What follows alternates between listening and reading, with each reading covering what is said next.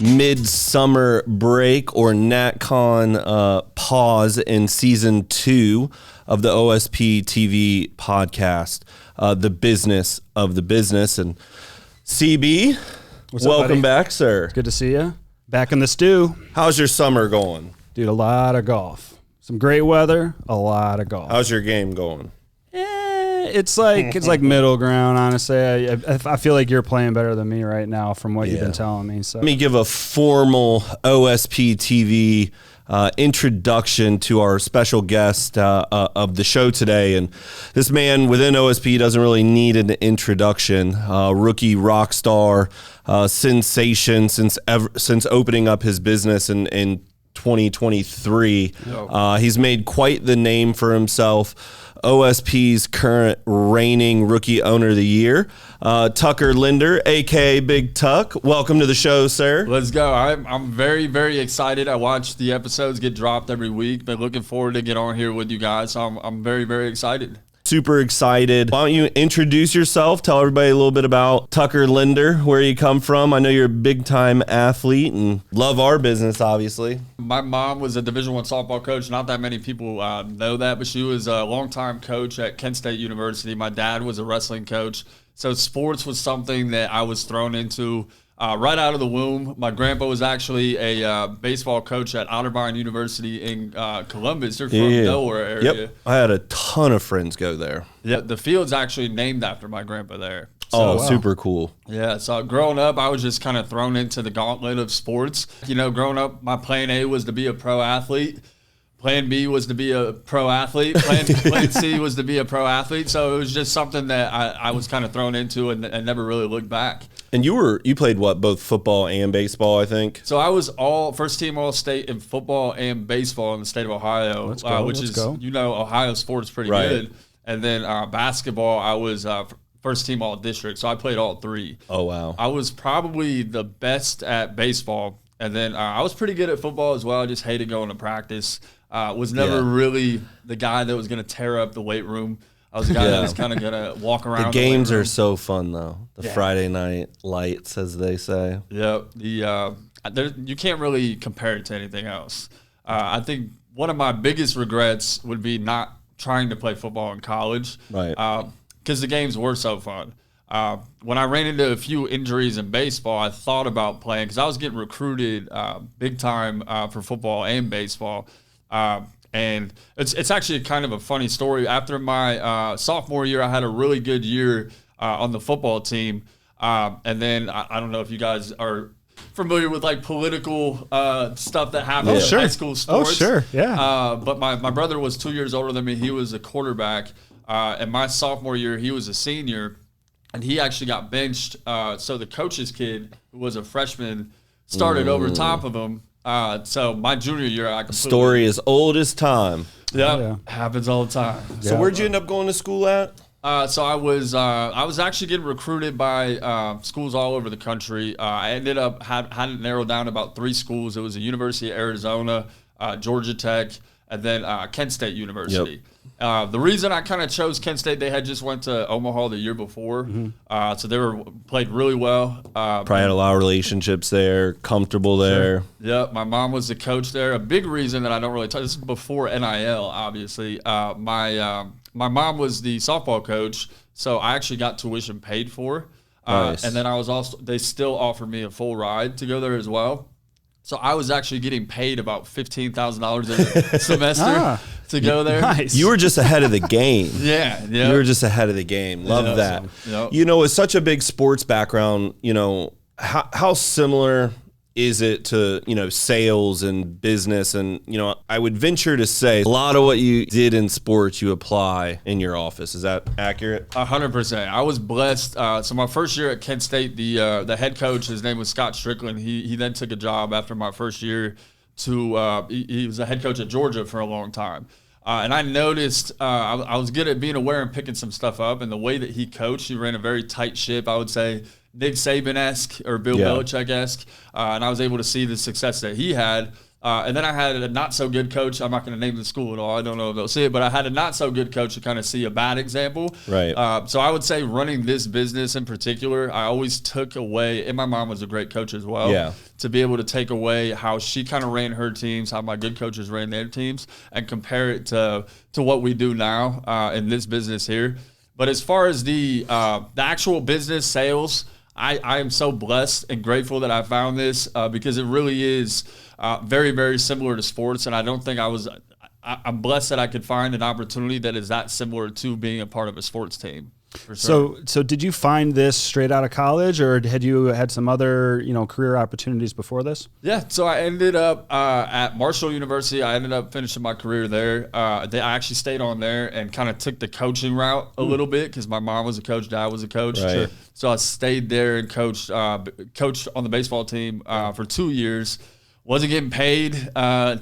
It's like $35,000, $40,000. A lot of people that, if you're not in that industry, don't realize that if you want to go the coaching route, yeah, you're gonna be balling on a budget for a while, long time. And that's where I was at. I love the aspect of coaching. I really did love helping the kids, but just the paychecks, and it's a grind being a coach at the Division I level. It's 24/7, 100%, 24/7 throughout the. You're either in season or you're in recruiting season. Yeah. And it just, to me, the juice wasn't worth the squeeze.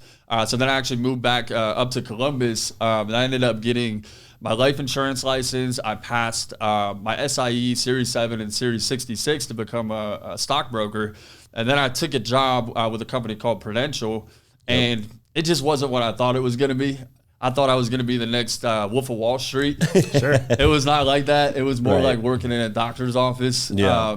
But then during that time, one of my buddies actually worked in Dan's office in Columbus, and he just kept hitting me up, telling me, hey, you'd be a beast at this. You need to come over here. Yep. So you got promoted out in less than 12 months. Yep. It was about. Because you were May 2023 was Yep. your first month? I think it was about 10 months. Yep, 10 months. And then not bad. Yeah. Opened in June 2023, right? So right about the 1 year mark. We just closed out your first year of business. You've promoted out 2 outside deals, so you have 3 locations now. Yep. And you're about to have 5 locations, probably here within the next 2 months. That's the goal. Yeah. Right. So if I'm somebody out there that just started, what led you to have that type of success so early on? I think for me, it's the way that I approached it was just back against the wall from the jump. I think me being a little bit older, 28 years old, I've been around the world. I've seen what the real world looks like. And I really did not take this opportunity for granted at all because I've seen the other side of stuff. And I saw this as like a gold mine. And to me, perception is reality. And the way that I looked at this opportunity was it really was going to change my life for the better. And I just approached it every single day like it could get taken away from me tomorrow. Right. So I know it's kind of a cliche answer, but it's to me, it's just being on a mission every day. Don't waste days. I think time is our biggest commodity. And I just don't waste time. I think if you're able to kind of lock in, and I always call it 0 dark 30 because that's what LeBron does in the playoffs, just kind of deletes his social media, just kind of locks in, tunnel vision. If you're able to do that for a year, the problem is most people can't even do that for a month. Right. I did it since, what'd you say? It was June of 2022. Yeah. I was able to cut out distractions and just focus on the mission at hand. And really not care about anything else for 2 straight years. And typically, if you're able to do that, you see the results come to the forefront. So, Love that. Love that. Yeah, that's awesome. So obviously, you found a lot of success in your first 2 years in business. What would you say is the biggest lesson that you've learned, let's say just from a rookie standpoint? What's your biggest lesson, you learned as a rookie? I would say to run toward challenges and run towards adversities. You're going to have them, even as an AE, ET, TL. You're going to have adversity. I know I had a lot of adversity as a TL and AD. Didn't get promoted as fast as I wanted to. Still got promoted pretty fast. But I learned pretty quickly that the challenges are put in front of me for a reason, for me to become a good director. That's the goal, is to become a good director and have a long-lasting career. So all the challenges that I got that were put in front of me that I overcame ultimately prepared me to have such a dominant rookie year, because I looked at challenges, I looked at adversities as an opportunity to get better and continue to grow. Because I didn't get into this opportunity to for a good time. I'm here for a long time. I want to have a long-lasting career, and challenges and adversities are a part of that. And if you can kind of change your perception about obstacles and challenges and adversities, and you can actually look forward to them, which I'm crazy enough to do, is I look forward to tough times, because I know that when I come out on the other side of it, I'm going to be even stronger. Absolutely. Love that. Easy to see why you're having all the success that you are having. Obviously, we're just coming off NatCon 2024 is in the books. I bet it was pretty special for you, right? So first time you go, as an agent. Second time you go, not just as an owner, but a promoting owner, nominated for Rookie Owner of the Year, and ended up winning it in a razor-thin, tight battle. I don't have to ask, but what was your favorite part of NatCon and why? Man, definitely win Rookie Director of the Year. I mean, that was something that was really special to me. It was cool to see like all the work that I did put in, actually be able to see the rewards from that. Not only that, my recruiter, who is my significant other, being able to win an award. She told me after NatCon, she said that was the first thing that she's ever won. So just being able to see. She won Rookie Recruiter of the Year. And Miss Katie was on here. I still think it was one of my favorite, if not favorite, episodes we've done all year. Her and Cammie were on here. They were great. Yep. Easy to see why she won. But to see, like, I'm kind of the one that brought her into the business a little bit. She said it's the first thing that she's ever won. It was pretty cool to see that. But just overall, I just love the competition and going to hang out with the guys that you're kind of competing against a little bit. I know Christian, he's coming this year. You can tell he's locked in. He's a little upset about losing that one last year, but I love that. Christian's my guy, and I'm excited to see what he does this year. It was one of those that there wasn't a loser. Like, both you guys, outstanding years. I mean, what he's doing on Verizon is insane. And again, nobody lost that night. I mean, it's textbook, what we would like to see out of rookies. And both of you guys are excelling and really stepping up and going above and beyond and really setting the right example for what we look to see when we have competing rookies like that. So it was awesome. Yeah, he's a beast, man. It's I'd be lying if I said I'm not popping in his group chat, seeing what he's doing. Right. Just kind of keeping an eye on each other. So our guest speaker, we had three of them there, right? So all three kind of brought different stuff to the table. We had Jeff Folkmer, runner up. He almost became the CEO of Yahoo. He's one of the founders of WebMD. Just his business insight, acumen. I sat with him for 10 minutes at lunch and literally learned three different things that quickly. Networking event, we had former UFC welterweight world champion Kamaru Usman.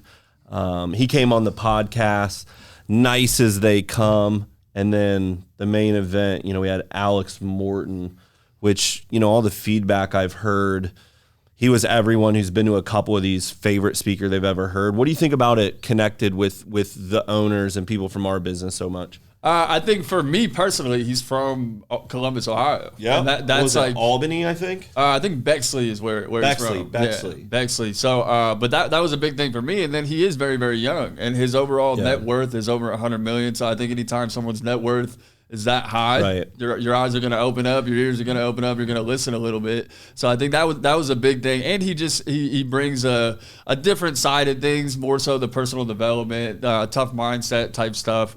I think that was a big thing, and we watched a ton of them in our offices as well. Okay. So I think that's kind of what resonated. But man, his energy second to none. His energy was great. He's really raw, and to be honest, for somebody kind of who's had as much success and as busy as he was one of the easiest people we've ever worked with. Like, he was down for whatever. He did way more than we had originally agreed upon. I mean, he came to the dinner and, saw all you guys win awards and hung out, with the guys and stuff like that. It was really cool to see He would have gone on stage for another hour if we hadn't. If He we was hadn't ready to roll. I think a lot of people relate to the fact that he got kicked out of Arizona State too, so it's kind of relatable that you're Didn't kind go of to like, college. There were just so many relatable, moments with him. So, But no, he was awesome. Every year I think these conferences keep getting bigger and bigger and bigger. We'll be in Chi-Town next year, so heading back there. Last time we were there, that's a tough one to follow up. Yeah. Shota. We had Iron Mike Tyson the last time we were in Chicago, so excited to see what we got in store for things there. Matt, I missed that one, man. I see that video pop up in our office every day, and I'm like, damn, I wish I could have talked to him. So Tuck, when you're not, launching offices, running your office, what do you do for fun? I would say The tie's off. man. What are some hobbies? To be honest with you, I'm very boring right now. If you would ask me this about 10 years ago at 21, 22, I would have had a much longer answer. You're a golfer. Yeah, golf a little bit. I do play basketball. I still try to get out there and play basketball because I heard if you don't use your jump shot, you lose it at some point. Yep. So it's true. Yeah. I don't know where mine is. It's gone. But did you catch the Olympics at all? I did, man. I think USA showed out. I didn't see the final medal count at all, but it looked to me like I don't ever remember us being that good in track.